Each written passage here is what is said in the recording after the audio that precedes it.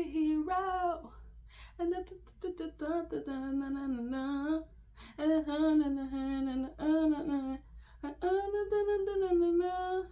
I need a hero.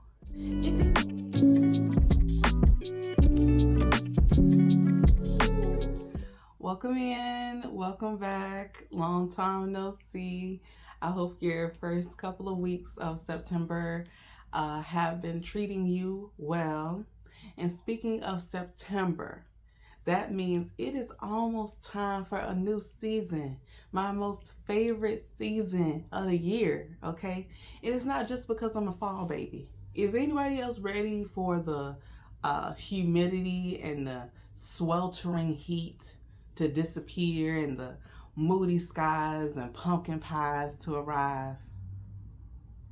For any of my fall lovers, leave some fall related emojis in the chat. All right, y'all, let's get into what I read for August. So the way I'm going to discuss the books in this video is from my least rated reads to my highest rated. And in August, I read several novellas, mostly in between reading novels. And one of them was Sugar Daddies by Jade West. The FMC Katie is having some issues with money. She dreams of owning property to start a horse farm. And she decides that she's going to have some fun while also saving up for her dream. Carl and Ricky are looking for a third in their relationship and decide that Katie fits much of what they're looking for. The arrangement that they establish provides both financial stability for Katie and plenty of happy endings, if you know what I mean. What starts as a transactional relationship quickly, because it's a novella, develops into something more. This was a quick read with just enough plot to make it work. Next up is Eat, Slay, Love. And in this novella, the female main character has diligently been working on herself mentally and emotionally.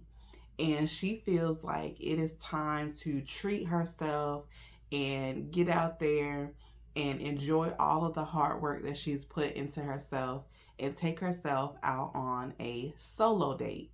And while out on this self date, she meets this handsome, mysterious Parisian man. And from there, the story leans into that romantic storyline where the love interest says all of the right things and there's plenty of attraction. And of course, they move into some steamy territory. Overall, if you're looking for something light and fast with a good time, then this is the read for you. Now, y'all know I am always down for a romance where one of the partners is a fantastical, mythological being. So I picked up The Siren and the Sea. In this one, the FMC is an author with an unexpected ability, and after falling into the sea, she is rescued by a male siren.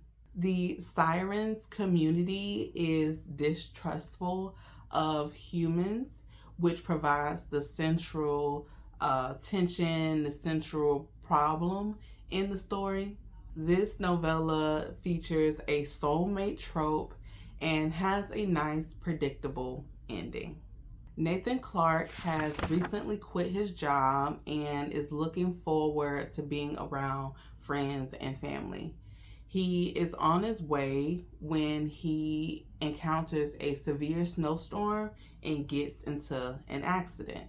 He's rescued by a married couple, and this couple just so happens to be looking for a third to join their relationship, as they openly embrace the poly lifestyle.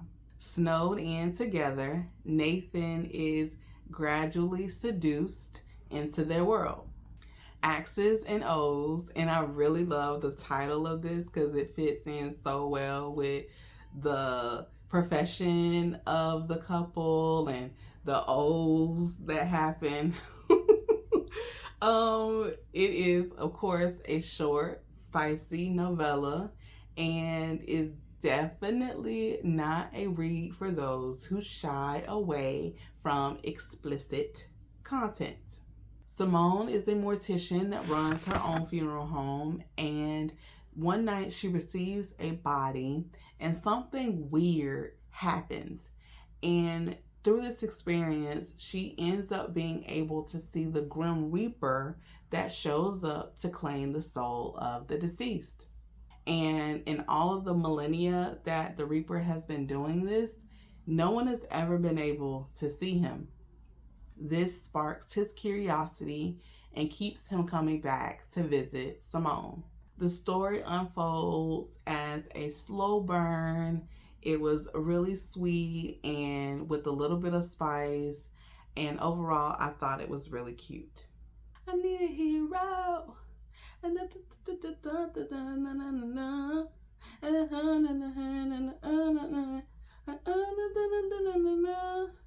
need a hero. Last month, I think I mentioned for you guys, but it might have been on my TikTok that I was reading All Superheroes Need PR. And I have read plenty from this author before.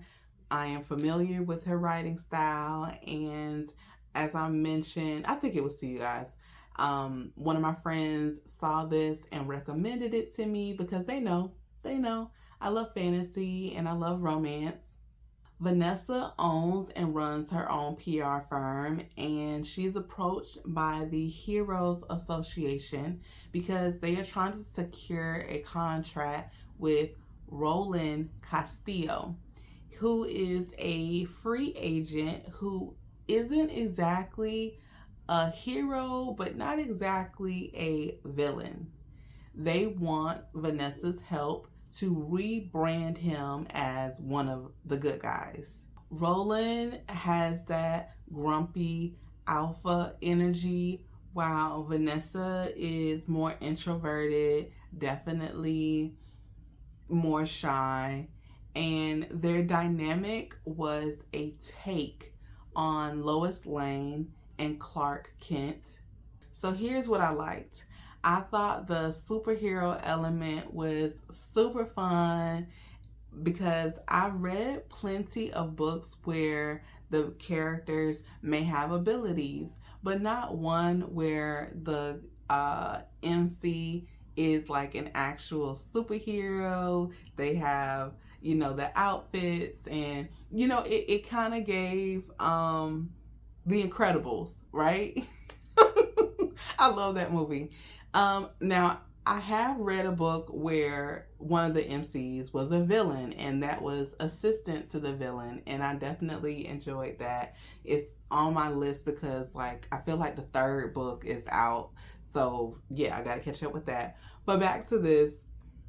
Also, the author, she definitely always shines when it comes to representation and inclusivity, and she really does come up with some interesting different plots. One of the biggest issues, though, that I have with her writing is the dialogue. And this isn't something that happens throughout the whole book. I tend to see it more in the middle or towards the end of her books, or when there's these actiony, intense scenes. The dialogue sometimes takes on this theatrical vibe, almost like you're watching a sitcom or a stage play where you can hear the laugh track in the background.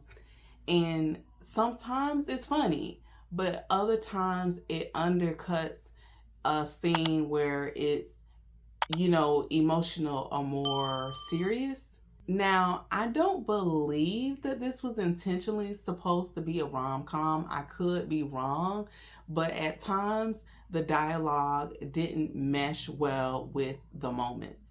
With all of that said, I'm still planning to continue the series because I do genuinely enjoy what she's creating with the superhero and the superheroes association, and there's villains, and there's these things about the story I definitely do enjoy.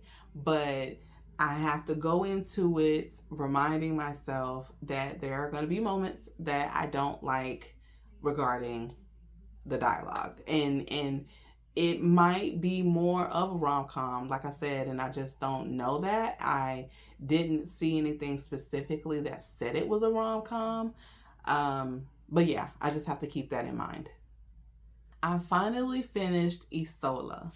And for those of you that have been with me for a couple of months, you know that I started Isola back in July, and it took me a while to read it.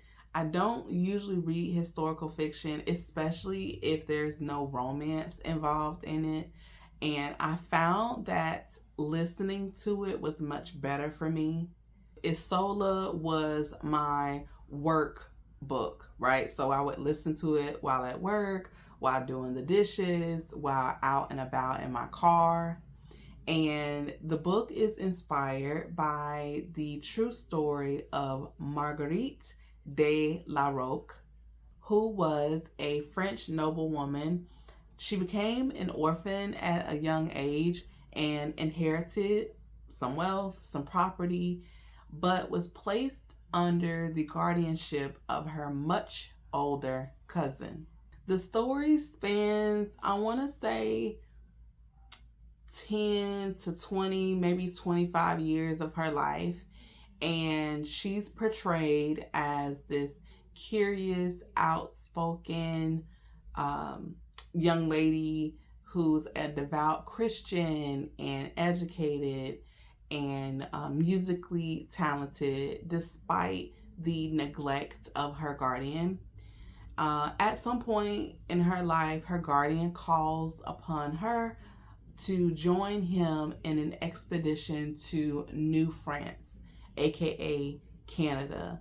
And on her voyage, she develops feelings for her guardian's right hand man. And you know what he does, because he is this manipulative narcissist? He maroons Marguerite on an uninhabited island.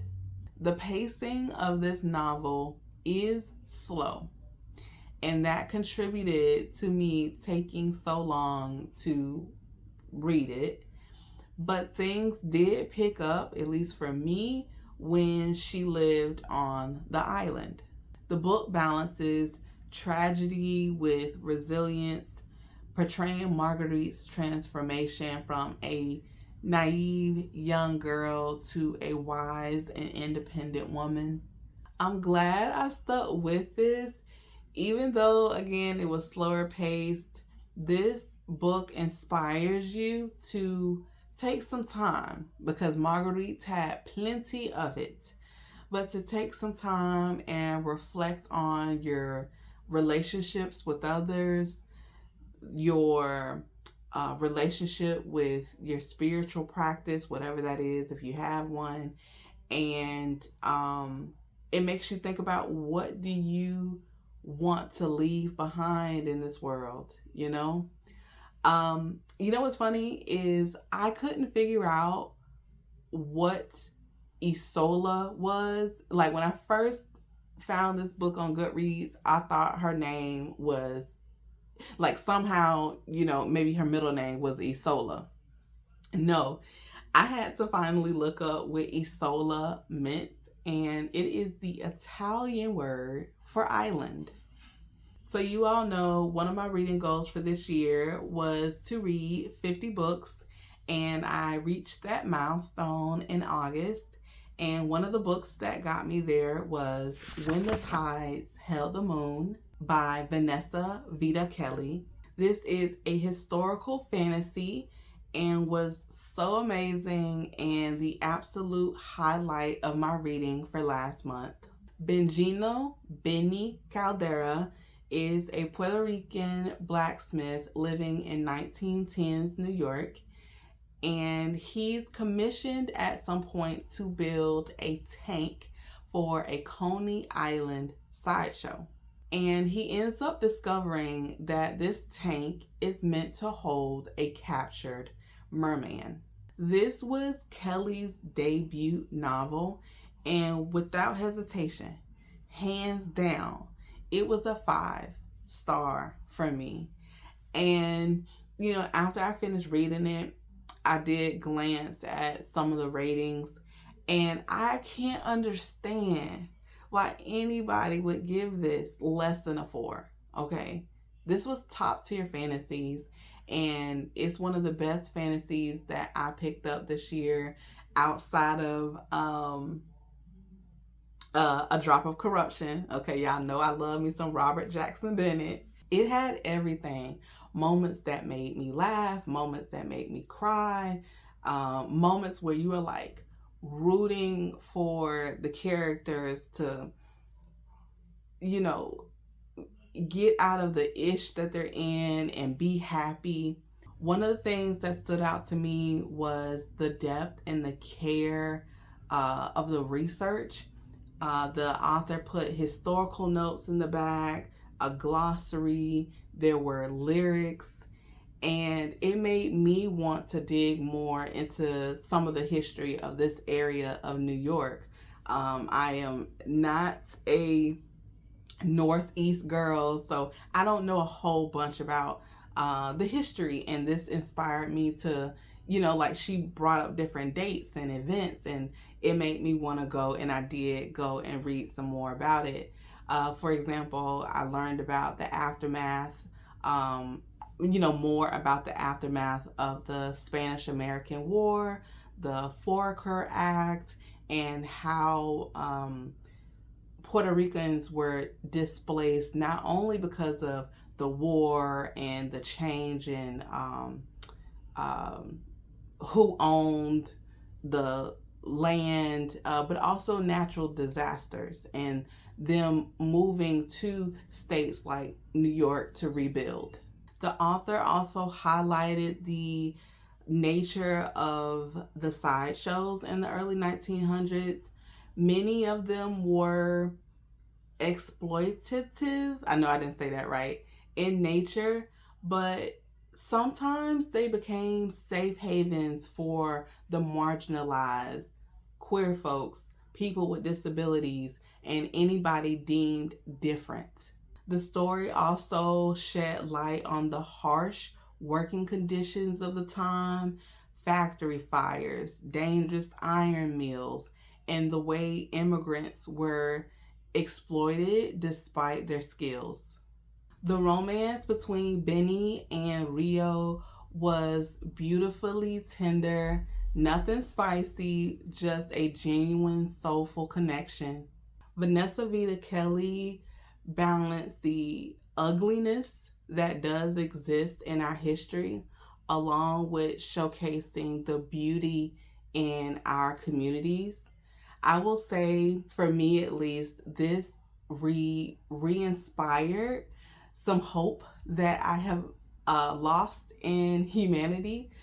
As we know, there is, as always, there's some stuff going on, but the tides are turning.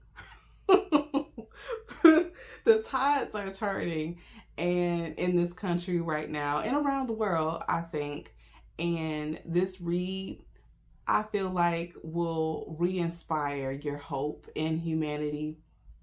It reminds us that so many of our struggles are the ones that we are creating for ourselves.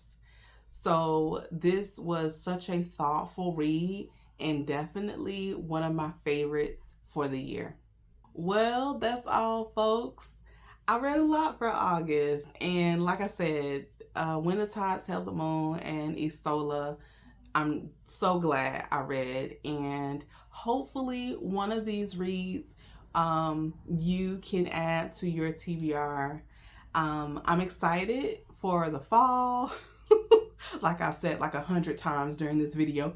And I'm looking forward to share with you all what I have planned to read. And of course, let me know down below if you were inspired to pick up one of these books, and we'll talk more about our reads for this upcoming season. Until next time, stay safe, be blessed, and be unapologetically you.